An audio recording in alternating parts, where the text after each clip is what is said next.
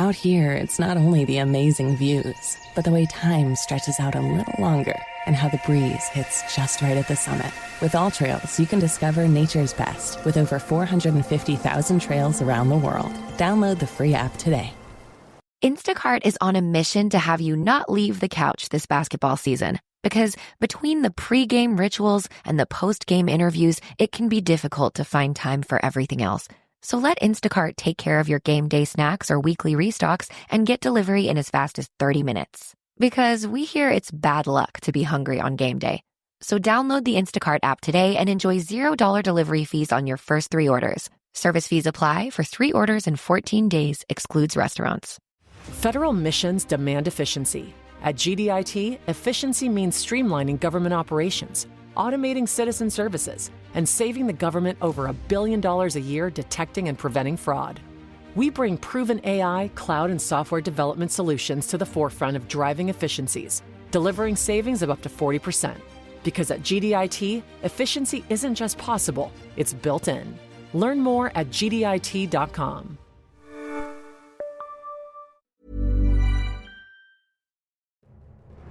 This is Auditory Anthology, a podcast featuring the best sci-fi short fiction. I'm your curator, Keith Conrad. We release new stories every Tuesday and Thursday. If you like what you hear, I hope you'll take the time to rate and review our show on your podcast player of choice. And be sure to recommend the show to a friend. It'll help us grow the podcast and continue to share these stories with you each and every week. You can also support the show by subscribing to our new Substack at auditoryanthology.substack.com. By becoming a paid subscriber, you'll help keep the stories coming, and you'll also get each and every episode completely commercial-free, and you can vote on which story will feature in an upcoming episode. If you have a story you'd like to contribute to the series, you can visit submissions.soundconceptmedia.com or just follow the link in the show notes. This week's story is Lazarus Come Forth by the GOAT, Ray Bradbury. A jaded morgue attendant desperately searching for his lost son uncovers a 300-year-old mystery when he revives a perfectly preserved corpse that might just hold the key to ending a brutal interstellar war. We all belong outside. We're drawn to nature, whether it's the recorded sounds of the ocean we doze off to, or the succulents that adorn our homes. Nature makes all of our lives, well, better. Despite all this, we often go about our busy lives removed from it. But the outdoors is closer than we realize. With All Trails, you can discover trails nearby and explore confidently. With offline maps and on-trail navigation, download the free app today. Hi, I'm Richard Karn, and you may have seen me on TV talking about the world's #1 expandable garden hose. Well, the brand new Pocket Hose Copperhead with Pocket Pivot is here, and it's a total game changer. Old-fashioned hoses get kinks and creases at the spigot, but the Copperhead's Pocket Pivot swivels 360 degrees for full water flow and freedom to water with ease all around your home. When you're all done, this rust-proof anti-burst hose shrinks back down to pocket size for effortless handling and tidy storage. Plus, your super light and ultra-durable Pocket Hose Copperhead is backed with a 10-year warranty. What could be better than that? I'll tell you what, an exciting exclusive offer just for you. For a limited time, you can get a free Pocket Pivot and their 10-pattern sprayer with the purchase of any size Copperhead hose. Just go to getcopperhead.com. That's getcopperhead.com for your 2 free gifts with purchase. Getcopperhead.com. Message and data rates may apply. See terms for details.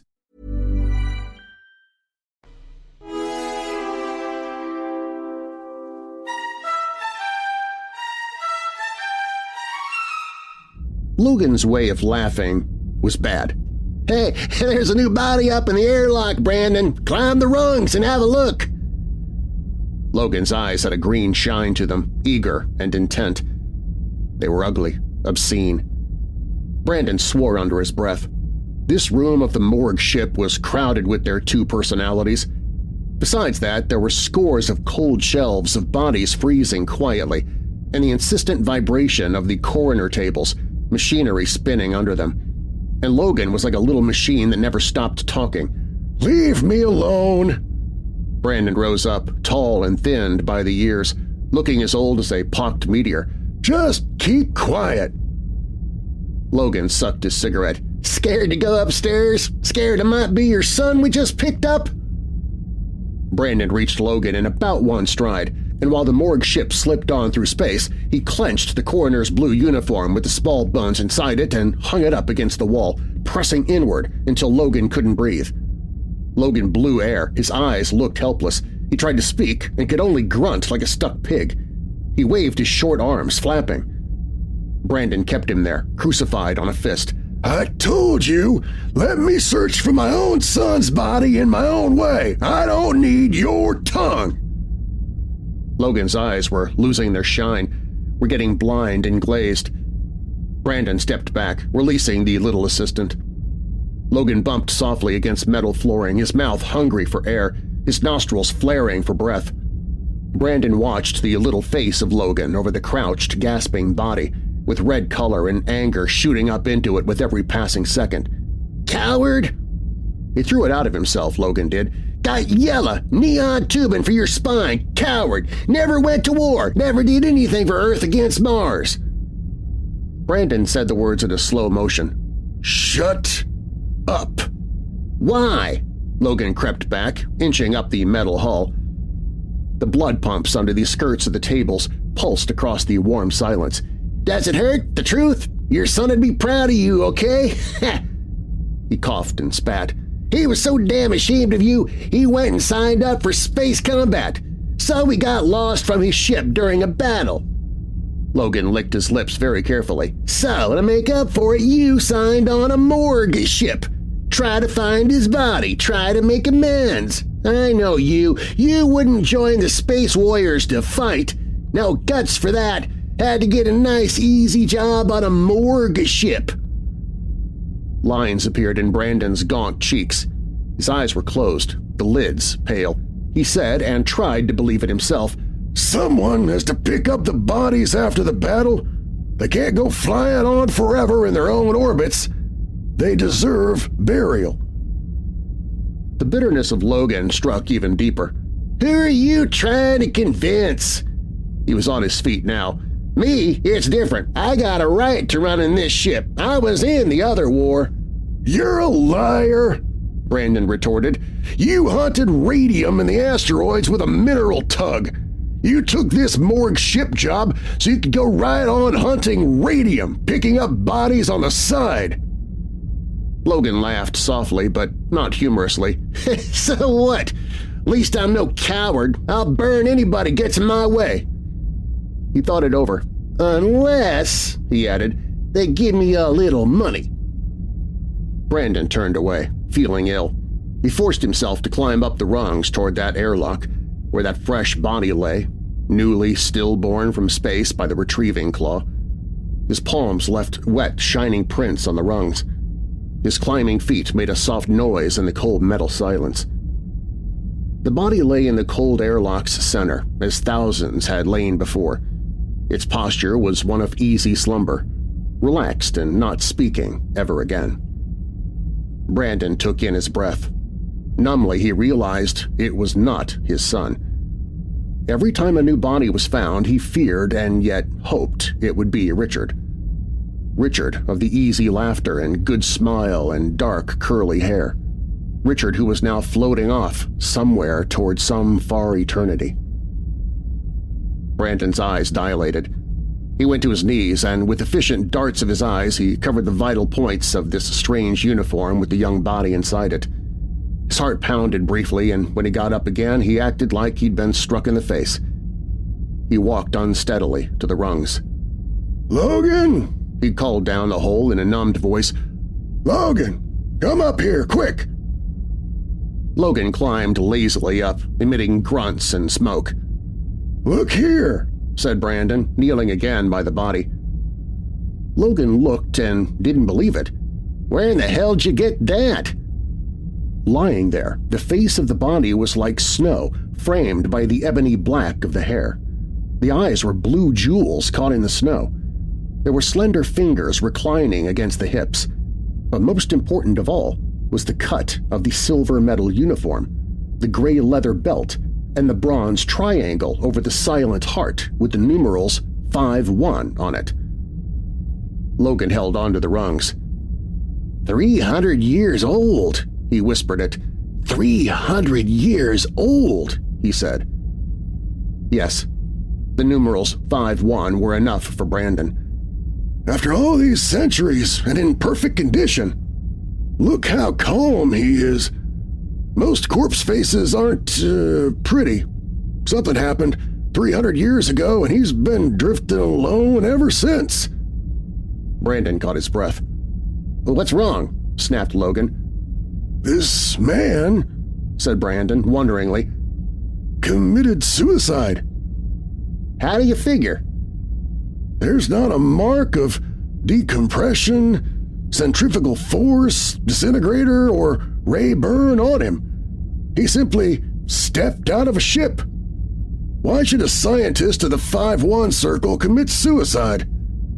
They had wars back there too, said Logan, but this is the first time I ever seen a stiff from one of them. It can't happen. He should have been messed up by meteors. A strange prickling crept over Brandon. When I was a kid, I remember thumbing through history books, reading about those famous 5-1 scientists of the Circle who were doing experimental work on Pluto back in the year 2100. I memorized their uniforms and this bronze badge. I couldn't mistake it. There was a rumor that they were experimenting with some new universal power weapon. A myth, said Logan. Who knows? Maybe. Maybe not. But before that super weapon was completed, Earth fell beneath Mars' assault. The 5-1 scientists destroyed themselves and their base when the Martians came. The myth says that if the Martians had been only a month later, the weapon would have been out of blueprint and into metal. Brandon stopped talking and looked at the long-boned, easily slumbering scientist. And now he shows up. One of the original 5-1. I wonder what happened. Maybe he tried to reach Earth and had to leap into space to escape the Martians? Logan, we got history with us. Pulled in out of space, cold and stark under our hands. Logan laughed uneasily. Yeah, now if we only had that weapon, baby, that'd be something to sing about, by God. Brandon jerked. Logan looked at him. What's eating you?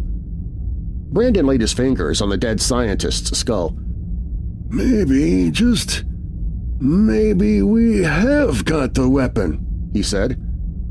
His hand trembled. The corridor pumps throbbed warmly under the table while manipulating tendrils darted swiftly, effectively over the dead scientist's body. Brandon moved, too, like a machine. In a regular fury, he had forced Logan to hurry the body down into the preparations room, inject adrenaline, thermal units, apply the blood pump, and accomplish 1,000 other demanding and instantaneous tasks. Now, out of the way, Logan. You're more trouble than help. Logan stumbled back. Okay, don't get snotty. It won't work. I keep telling you, all these years… Brandon could see nothing. Logan's voice was muffled, far away. There was only the surge of pumps, the sweating heat of the little cubicle, and niche number 12 waiting to receive this body if he failed. Brandon swallowed, tightly. Niche number 12, waiting. Cold. Ready. Waiting for a body to fill it. He'd have to fight to keep it empty. He began to sing-song words over and over as he injected stimulants into the body. He didn't know where the words came from childhood maybe, from his old religious memories.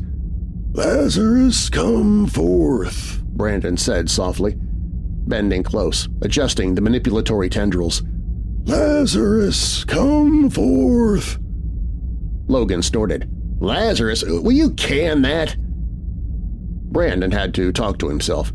Inside his brain, he's got that energy weapon that Earth can use to end the war.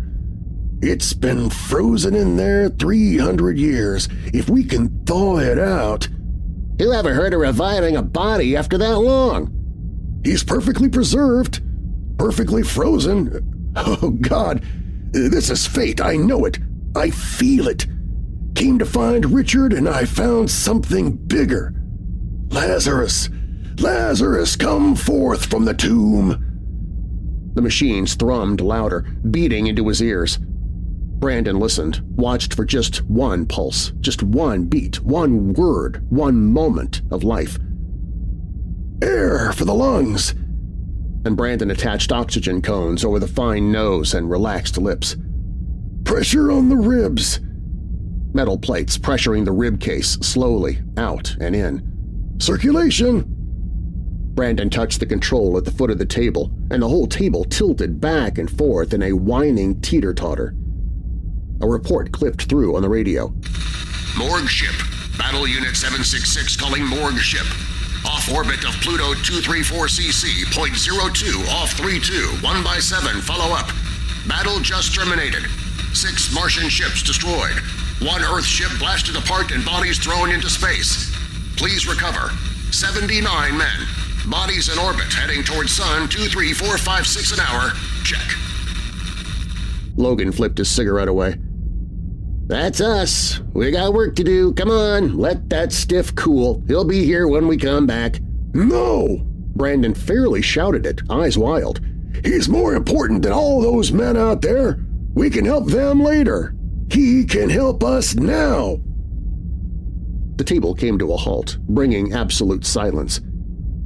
Brandon went forward to press his ear against the warmed rib casing. "Wait!" There it was. Unbelievably, there it was, a tiny pulse, stirring like a termite down under, softly and sluggishly moving through the body. Jabbing the heart and, "Now!" Brandon cried out. He was shaking all over. He was setting the machine in operation again, and talking and laughing and going crazy with it. "He's alive! He's alive! Lazarus has come from the tomb! Lazarus reborn again! Notify Earth immediately!" At the end of the hour, the pulse was timing normal. The temperature was lowering down from a fever, and Brandon moved about the preparations room, watching every quiver of the body's internal organs through the tubular fluoroscope. He exulted. This was having Richard alive again. It was compensation. You roared into space looking somewhere for your lost self-respect, your pride, looking for your son who's shooting on some soundless orbit into nothing, and now the biggest child of fate is deposited in your arms to warm and bring to life. It was impossible. It was good. Brandon almost laughed. He almost forgot he had ever known fear of death. This was conquering it. This was like bringing Richard back to life, but even more. It meant things to Earth and humanity, things about weapons and power and peace. Logan interrupted Brandon's exultant thinking by blowing smoke at his face. "You know something, Brandy? This is damn good. You done something, mister, yeah." "I thought I told you to notify Earth." I've been watching you, like a mama hen and her chick. I've been thinking, too. Yeah." Logan shook ashes off his smoke. "Ever since you pulled in this prize fish, I've been turning it over in my mind." "Go up to the radio room and call Earth. We gotta rush the scientists to Moonbase immediately. We can talk later." There was that hard green shine to Logan's narrow eyes again. He poked a finger at Brandon. "Here's the way I get it. Do we get rewarded for finding this guy? Hell no. It's our routine work. We're supposed to pick up bodies. Here we got a guy who's the key to the whole damn war." Brandon's lips hardly moved. "Call Earth." "Now hold on a moment, Brandy. Let me finish this. I've been thinking, maybe the Martians would like to own him too. Maybe they'd like to be around when he starts talking." Brandon made a fist. "You heard what I said." Logan put his hand behind him. "I just want to talk peaceable with you, Brandy. I don't want trouble, but all we'll get for finding this stiff is a kiss on the cheek and a medal on the chest. Hell." Brandon was going to hit him, hard, before he saw the gun in Logan's fingers, whipped out and pointing. "Take a look at this, Brandy, and don't lose your supper." In spite of himself, Brandon quailed. It was almost an involuntary action. His whole body plunged back, aching, pulling with it. "Now let's march up to the radio room. I got a little calling to do. Get on with you. Hup!" In the radio room, Logan touched studs, raised a mic to his lips, and said, "Beam to Mars. Beam to Mars. Morgue ship of Earth calling. Mars beam. Answer. After an interval, Mars gave answer. Logan said, I just picked up the body of a 5-1 Circle scientist. He's been resuscitated. Give me your fleet, Commander. I got things to talk over with him. Logan smiled. Oh, hello, Commander. Half an hour later, the discussions were over. The plans made. Logan hung up, satisfied. Brandon looked at him as if he couldn't believe he was serious. Back down in the control room, Logan set a course and then forced Brandon to get the body ready. He bragged about the deal. A half-ton of radium, Brandy. Not bad, huh? Good pay. More than Earth would ever give me for my routine duty. Brandon shuddered. You fool! The Martians will kill us! Logan pantomimed him into moving the body onto a rollered table and taking it to the emergency lifecraft airlock. I'm not that dumb. I'm having you wire this emergency lifeboat with explosive.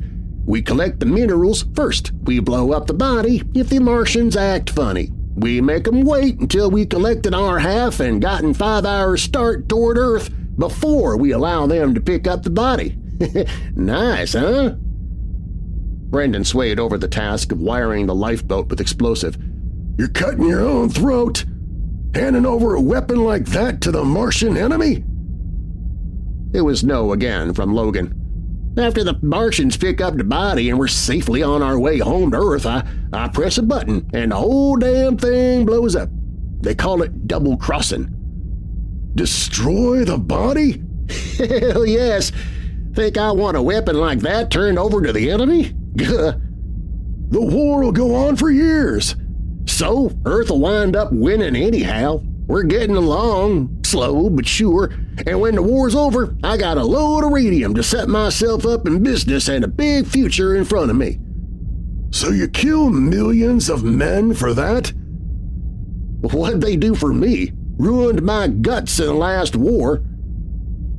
There had to be some argument, something to say. Quick, something to do to a man like Logan.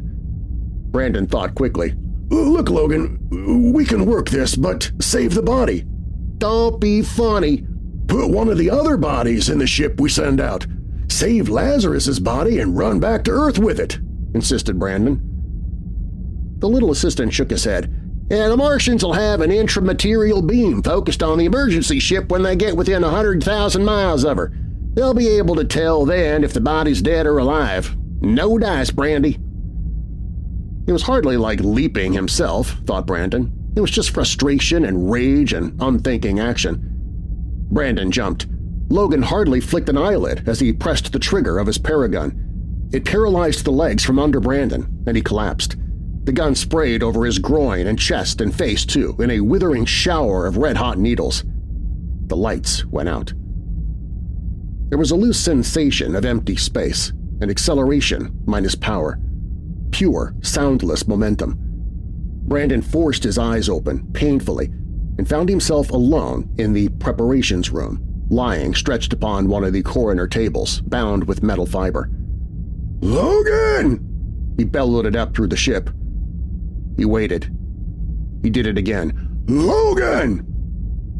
He fought the metal fiber, knotting his fists, twisting his arms. He yanked himself back and forth. It pretty well held, except for a looseness in the right-hand binding. He worked on that. Upstairs, a queer, detached Martian bass voice intoned itself. 500,000 miles. Prepare your emergency craft with the body of the scientist inside of it. Morgue ship at 300,000 miles. Release the emergency craft. We'll release our mineral payment ship now, giving you a half-hour leeway to pick it up. It contains the exact amount you asked for. Logan's voice next. Good. The scientist is alive, still, and doing well. You're getting a bargain. Brandon's face whitened, bringing out all the hard, scared bones of it, the cheeks and brow and chin bones. He jerked against the binding, and it only jumped the air from his lungs, so he sobbed. Breathing deeply, he lay back. They were taking his child back out into space. Lazarus, his second son, whom he had birthed out of space with a metal retriever. They were taking back out and away from him. You can't have your real son. So you take the second best and you slap him into breathing life, into breathing consciousness, and before he is a day old, they try to tear him away from you again? Brandon fairly yelled against his manacles of wire. Sweat came down his face, and the stuff from his eyes wasn't all sweat. Logan tiptoed down the hard rungs, grinning. "Awake, sleeping beauty?" Brandon said nothing. His right hand was loosened. It was wet and loosened, working like a small white animal at his side, slipping from its wire trap. "You can't go ahead with it, Logan." "Why not?" "The Earth Tribunal will find out." "You won't tell them." Logan was doing something across the room. He was the only moving thing in front of 100 cold shelves of sleeping warriors. Brandon gasped, tried to get up, fell back. "How you fake my death?" "With an injector of sulfocardium. Heart failure. Too much pulse on a too old heart. Simple." Logan turned and there was a hypodermic in his hand. Brandon lay there. The ship went on and on. The body was upstairs, lying, breathing in its metal cradle, mothered by him and jerked to life by him, and now going away. Brandon managed to say, "Do me a favor?" "What?" "Give me the drug now. I don't want to be awake when you send Lazarus out. I don't want that." "Sure."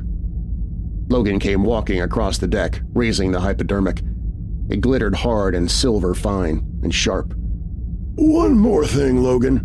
"Hurry it up." Only one arm free, one leg able to move slightly. Logan was pressing against the table now. The hypodermic hesitated in his fingers. "This!" said Brandon. With one foot, Brandon kicked the teeter-totter control at the base of the board. The board, whining, began to elevate swiftly, with his free arm instantly pulling the last wave free from the wire. Brandon clutched Logan's screaming head and jammed it down under the table, under the descending board. Board and metal base ground together and kept on going 3 inches. Logan screamed only once. The sounds after that were so horrible that Brandon retched. Logan's body slumped and hung, arms slack. Hypo dropped and shattered on the deck. The whole table kept going up and down, up and down.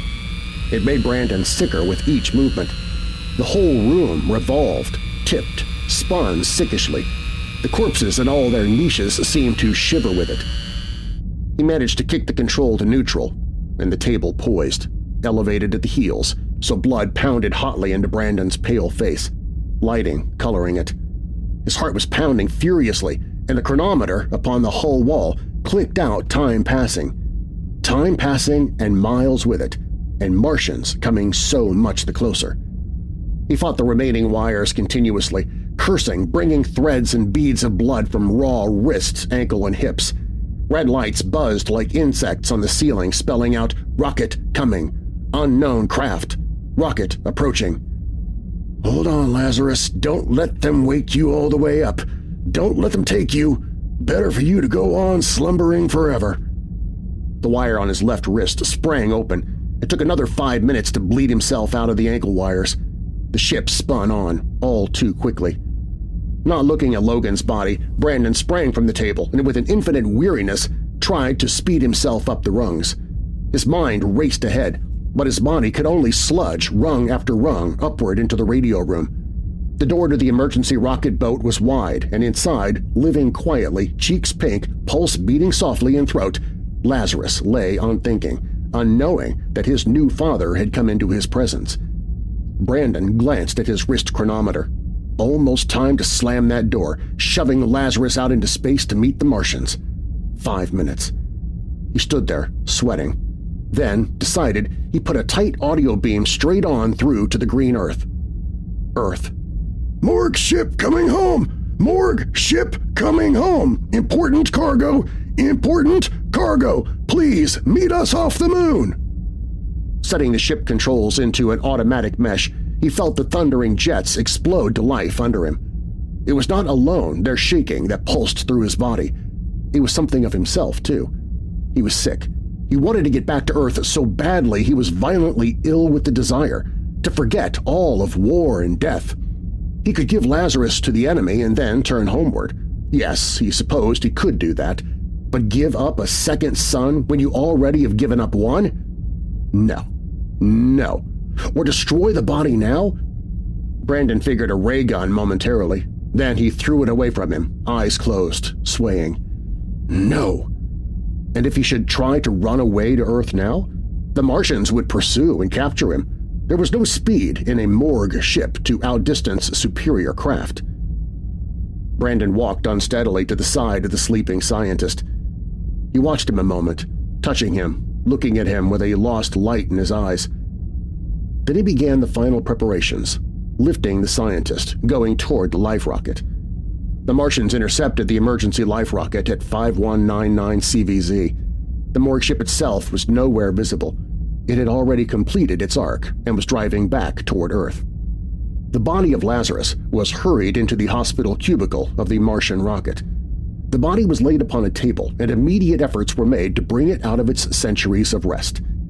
Lazarus reclined, silver uniform belted across the middle with soft mouse-gray leather, bronze symbol 5-1 over the heart. Breathlessly, the Martians crowded in about the body, probing, examining, trying, waiting.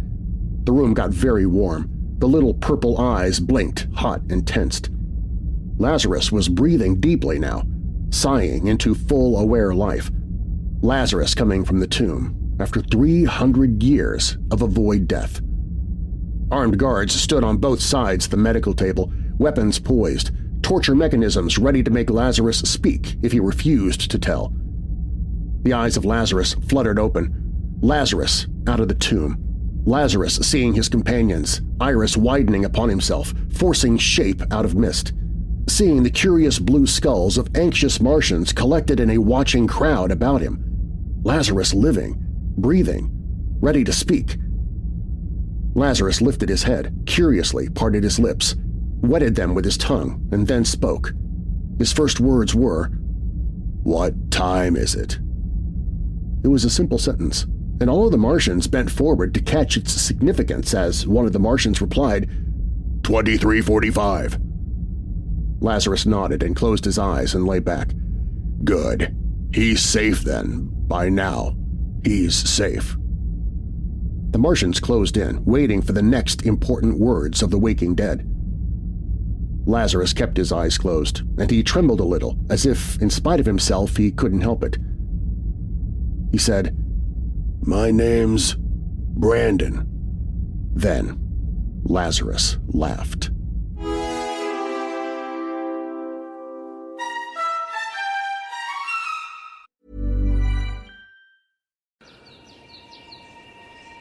Out here, we feel things. The sore calves that lead to epic views, the cool waterfall mist during a hot hike, and the breeze that hits just right at the summit. But hey, don't just listen to us. Experience it for yourself. All Trails makes it easy to discover the best of the outdoors, with more than 450,000 trails around the world, points of interest along the trail, and offline maps for always-on navigation. Download the free app today and find your next outdoor adventure.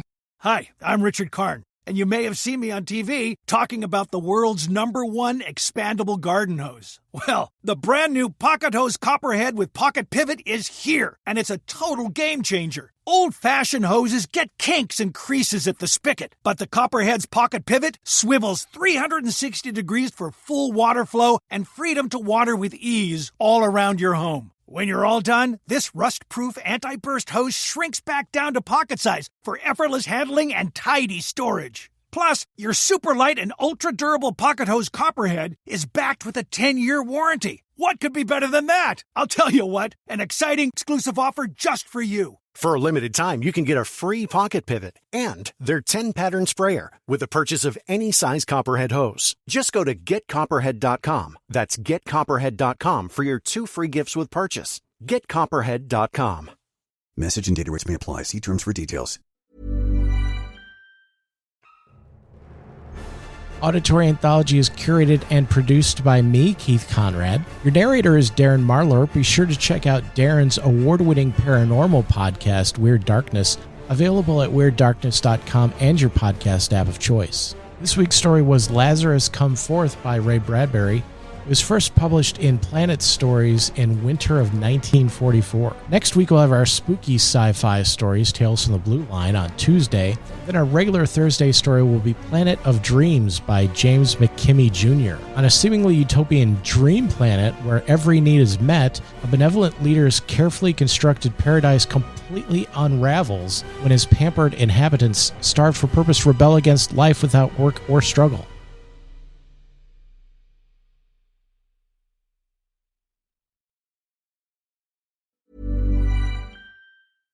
Mission success doesn't come from PowerPoint slides. It comes from rock-solid technology systems that you can depend on when everything's on the line. From enabling warfighters at the edge to deploying AI to secure national intelligence, we're there, delivering the tech that runs faster and hits harder. GDIT, for everywhere the mission goes, and failure's not an option. Learn how we deliver technology for America's critical advantage at gdit.com.